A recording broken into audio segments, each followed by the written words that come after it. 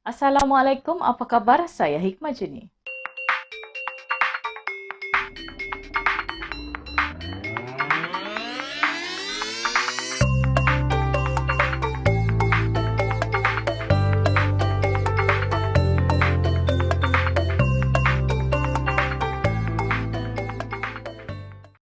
Kita mulakan dengan perkembangan pandemik COVID-19 di Sabah hari ini.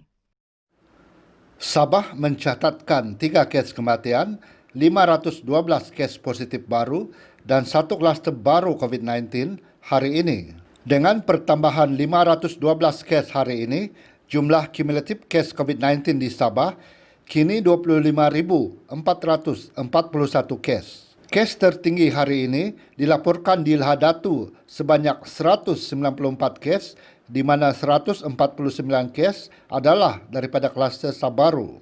Satu kluster baru di Kesan, iaitu kluster Kasir di Tawau dengan 8 kes positif baru dilaporkan.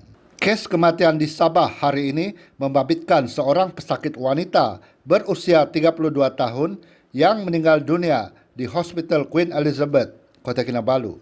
2 lagi kes kematian dilaporkan di Hospital Tawau membabitkan seorang lelaki berusia 39 tahun dan lelaki rakyat asing berusia 64 tahun. 300 kes sembuh dilaporkan di Sabah hari ini. 3 negeri yang mencatatkan kes tertinggi pada hari ini adalah negeri Sabah, iaitu sebanyak 512 kes bersamaan dengan 53.4%. Diikuti dengan Selangor dan negeri Sembilan yang masing-masing melaporkan sebanyak 153 kes, iaitu bersama dengan 16%. Pelaporan kes positif COVID-19 yang tinggi di negeri Sabah berpunca daripada pertambahan kes bagi kluster-kluster, terutamanya kluster Sabaru, iaitu 149 kes, dan peningkatan pengesanan kes dalam kalangan saringan kontak rapat, iaitu 196 kes.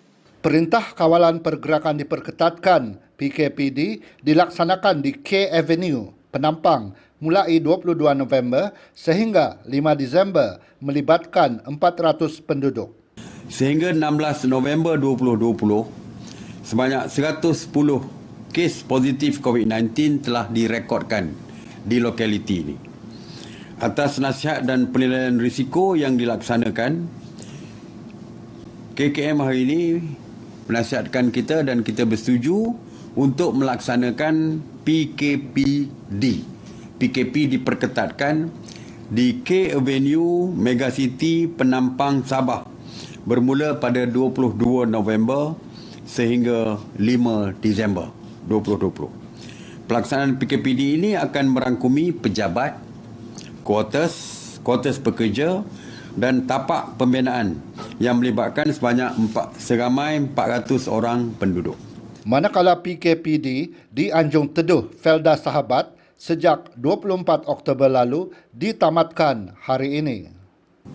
KKM telah melaksanakan sebanyak 3,743 saringan dan sebanyak 89 kes positif COVID-19 yang telah direkodkan di lokaliti ini. Di atas nasihat dan penilaian risiko oleh KKM, sidang khas hari ini bersetuju untuk menamatkan PKPD di Anjung Teduh Felda Sahabat Lahadatu pada hari ini, 20 November 2020, walaupun mereka kawasan ini masih lagi tertakluk kepada SOP PKPB yang dilaksanakan di seluruh negeri Sabah.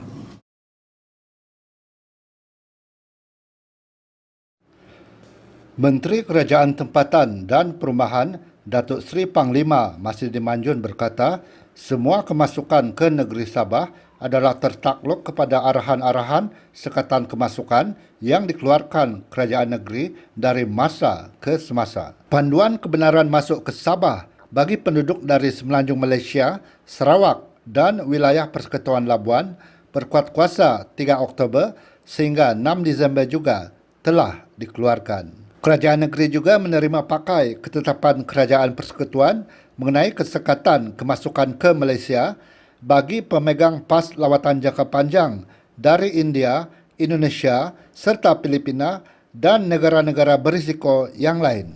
Sekatan kemasukan bagi pemegang pas lawatan jangka panjang daripada melibatkan negara-negara berikut: Amerika Syarikat atau the United States, Brazil, India, Rusia, Peru, Colombia, Afrika Selatan, Meksiko, Spanyol, Argentina, Chile, Iran,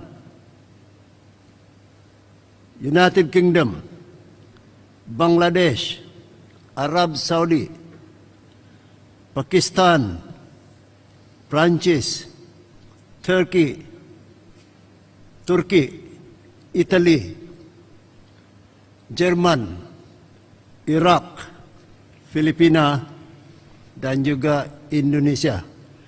Ini bermakna pemegang pas lawatan jangka panjang daripada negara-negara ini, yaitu 23 buah negara, tidak dibenarkan masuk ke Malaysia. Termasuklah di Sabah, ya.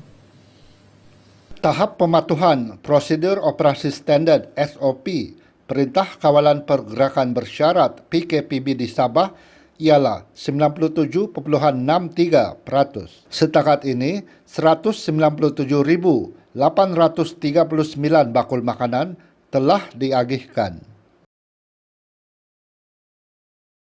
Isu jururawat di Sabah dibangkitkan di Dewan Rakyat. Isu melibatkan tawaran perjawatan tetap jururawat dan doktor di Sabah antara perkara yang dibangkitkan pada sesi perbahasan Rang Undang-Undang Perbekalan 2021 berkenaan Belanjawan 2021 di Dewan Rakyat semalam. Datuk Muhammad Alamin BN Kimanis menggesa Kementerian Kesihatan KKM untuk meningkatkan jumlah tawaran perjawatan itu bagi memaksimumkan sumber manusia bidang kesihatan di Sabah.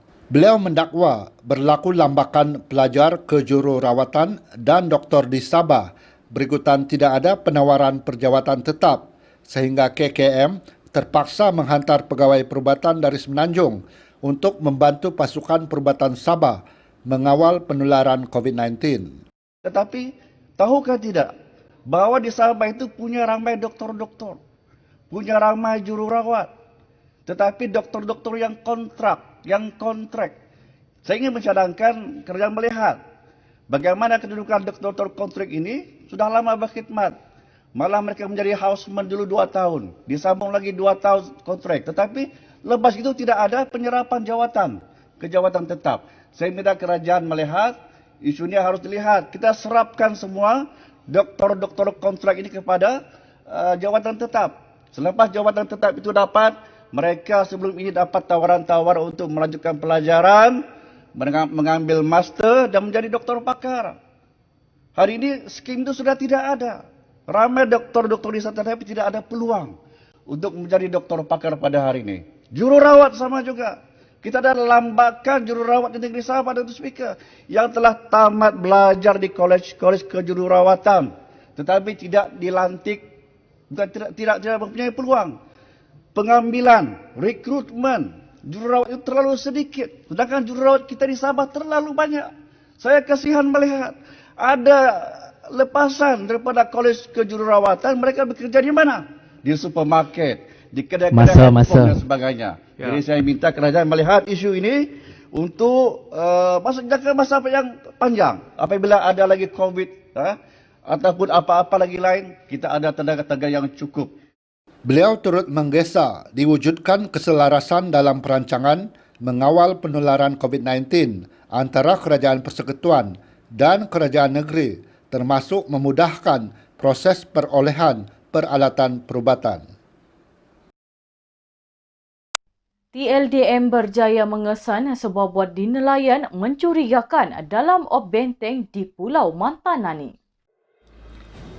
Penglibatan KD Keris dalam op benteng amat signifikan apabila kapal tentera laut di Raja Malaysia TLDM itu berjaya mengesan sebuah bot nelayan yang mencurigakan di perairan lebih kurang 10.6 batu nautika barat Pulau Mantanani semasa sedang melaksanakan rondaan op Benteng Laut Timur 11 November lalu. Dalam satu kenyataan hari ini, TLDM berkata KD Keris menerima maklumat sebuah bot nelayan yang mencurigakan dan berjaya dikesan pada jam 11.30 pagi sedang bergerak menuju ke daratan. Bot itu telah diarahkan berhenti bagi tujuan pemeriksaan. Hasil pemeriksaan mendapati bot nelayan itu didaftarkan atas nama Cabaran Fishing Trading Sendirian Berhad beralamat di Penampang. Nelayan tersebut mempunyai lesen perikanan yang sah. Kesemua 7 awak-awak berusia lingkungan 32 hingga 52 tahun ialah warga negara Indonesia serta mempunyai dokumen pengenalan diri yang sah. Bot nelayan tersebut dilepaskan setelah selesai pemeriksaan. Pihak TLDM telah menghantar butiran berhubung bot nelayan terbabit kepada Jabatan Perikanan Sabah untuk verifikasi kesahihan lesen perikanan dan kelulusan warga Indonesia sebagai awak-awak bot itu. Mayat seorang lelaki berusia 20-an ditemui tergantung pada batang paip berhampiran Ibu Pejabat Polis Daerah Kota Kinabalu pagi tadi. Ketua Polis Daerah Kota Kinabalu, Assistant Commissioner Habibi Majinji berkata, maklumat mengenai kejadian itu diterima daripada anggotanya kira-kira 9 pagi. Beliau berkata, lelaki terbabit ditemukan tergantung dengan kain yang diikat pada paip besi. Mayat dibawa ke Jabatan Forensik Hospital Queen Elizabeth untuk tindakan lanjut. Habibi berkata, butiran lanjut termasuk identiti dan punca lelaki itu menggantung diri akan dimaklumkan kemudian. Sebelum berpisah, kita saksikan aktiviti riadah pesakit COVID-19 di Penampang. Proses menjalani kuarantin selama 14 hari dirasakan amat panjang dan menguji emosi pesakit COVID-19 kerana terpaksa menahan kerinduan terhadap keluarga serta kebebasan yang dikecapi selama ini. Sehubungan itu, pelbagai aktiviti menarik dilakukan bagi menghilangkan rasa bosan dan memastikan pesakit sentiasa bersemangat ketika dalam tempoh kuarantin.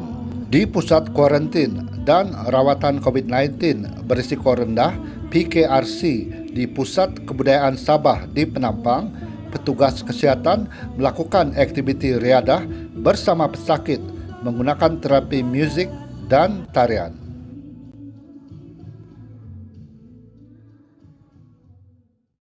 Sekian berita BTTV malam ini, saya Hikmah Juni, selamat malam.